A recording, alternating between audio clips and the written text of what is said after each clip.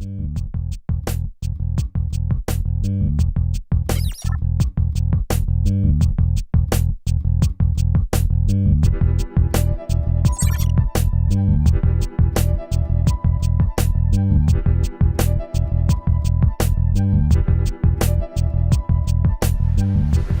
2009, we had our CDR, and shortly after that we started the manufacturing process for all the components of the GPM. After about a year and a half, we started putting the spacecraft structure together and went through the qualification of the structure, and the step after that was installing the harness. The harness for a spacecraft is a component which basically all the wires that we put on the spacecraft that connects all the boxes together with the connectors at each end.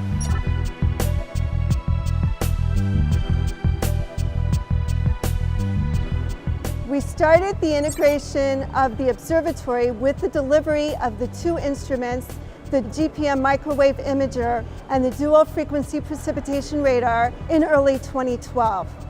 These were then integrated onto the spacecraft, and we checked everything out to make sure everything worked, culminating with a comprehensive performance test in October of 2012.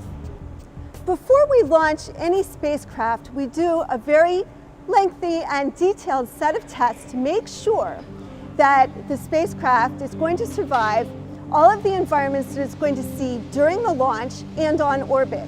The test program for the observatory is pretty rigorous, and that's because once we get into space, we have only one shot at this. The next thing we do is make sure that everything's still working after the full suite of environmental tests. So we do deployments of the solar arrays and the GMI and the high gain to make sure those still work just the same way they did before we went into environments. The GPM Observatory is about 3,900 kilogram spacecraft fully loaded. Very large spacecraft, and the larger the satellites is, just the logistics of moving them from one location to another is much more complicated than when you're dealing with the small satellites. That's why spacecrafts or observatories like GPM Core Observatory takes longer for us to complete the manufacturing and testing and all the environmental testing that we need to at the end. Here at Goddard, we have about 300 people working on GPM, about 100 civil servants and about 200 contractors. That's in addition to a number of people at the Japan Aerospace Exploration Agency who worked on the DPR instrument, and at Ball Aerospace who worked on the GPM microwave imager instrument. Once we complete the GPM Core Observatory testing inside our high bay, we get the spacecraft prepared for shipment.